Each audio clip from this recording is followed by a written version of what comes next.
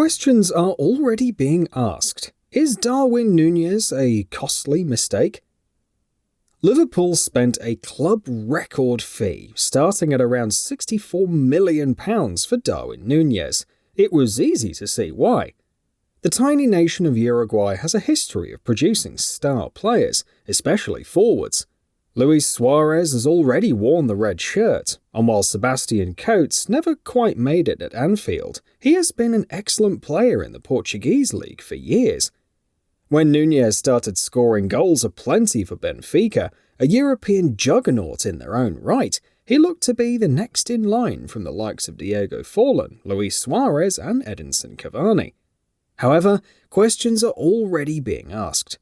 While many compared him to Suarez, or even new arrival Luis Diaz, who signed in January 2022, it appears Nunez is going to need longer to settle. Are Liverpool already suffering from buyer's remorse though, or is this simply a slow start for a player who clearly has bundles of talent? In this video, we're looking into Liverpool's club record signing Darwin Nunez, and why he might be struggling. Let's get into it.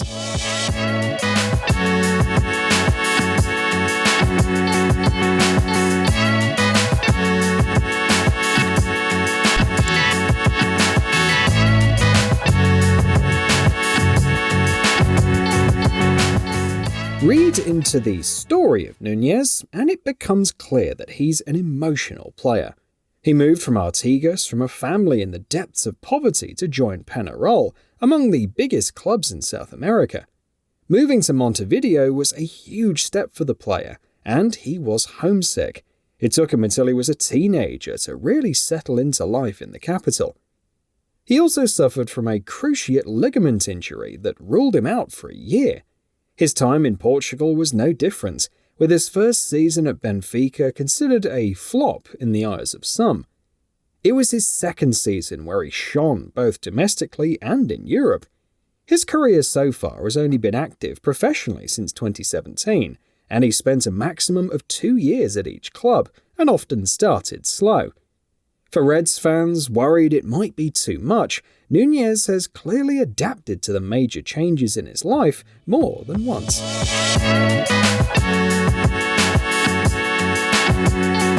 Nunez came to attention when he started scoring goals against the likes of FC Bayern Munich and FC Barcelona in the UEFA Champions League. Allied to a prolific record in Portugal, and Nunez looked an almost sure thing. However, it has since emerged that translation issues could be at least partially to blame. Nunez recently admitted in an interview that he didn't understand his coach Jurgen Klopp, and that, worse, he was receiving translations in both Spanish, his native tongue, and Portuguese, which he speaks but is not 100% fluent. Trying to understand the minute tactical detailing that Liverpool require from their central striker could be hard enough, even if he was fluent in English. As his adaptation to the language takes longer than hoped, though, expectations might need to be cooled. Nunez, as it stands, often stands out for the wrong reasons. He frequently shoots when he should pass, and passes when he should shoot. When he drops deep, he should be running in behind. When he runs in behind, he should be dropping deep. There is a clear issue with understanding how the team wants him to play.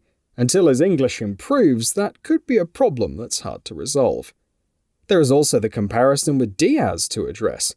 Diaz arrived as a multiple league champion with FC Porto, having won leagues and cups, and also competed well in the Champions League.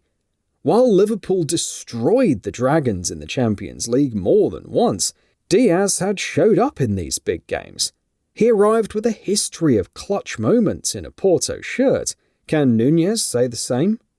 Remember, he scored most of his goals in Benfica teams that finished third, not first. He's not won a trophy playing for the Lisbon Giants. He's also younger than Diaz, and has been in Europe for less time. A single season in Spain with Almeria, in the second tier, and 2 years with an inconsistent Benfica team are his lot. Diaz, by contrast, arrived far more prepared for the rigours of English football.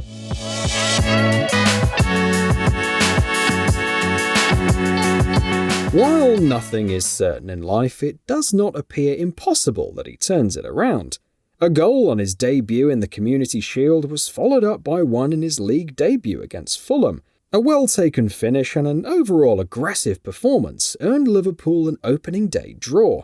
He was sent off on his home debut against Crystal Palace, another draw. Things have been turbulent for Nunez, but for Liverpool also. Throw him into the 2021-22 Liverpool, which looked far more settled, and he might adapt better. Right now, Liverpool look disjointed, uncertain in their positioning on the pitch, and frankly, fatigued. Much like the Uruguayan, the entire club might need a year to settle.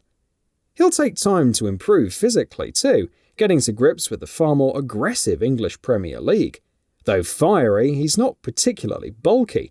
When he adds more to his physical frame and Liverpool settle as a team, Nunez should turn things around. The forward is involved, he's combining with teammates, and he's averaging over 3.5 shots per game. These are decent numbers, allied to his ability to win around 2 aerial duels per game. Liverpool fans have grown accustomed to players adapting early on in their Anfield career. Nunez is the first in a long time not to settle immediately. Nothing is certain in life, especially in football, but Nunez should, eventually, find his place in this Liverpool lineup. For now, though, the Andy Carroll comparisons might need to be endured until Nunez finally shows his inner Suarez. If you liked today's video, please give it a thumbs up, and don't forget to subscribe. We'll see you next time.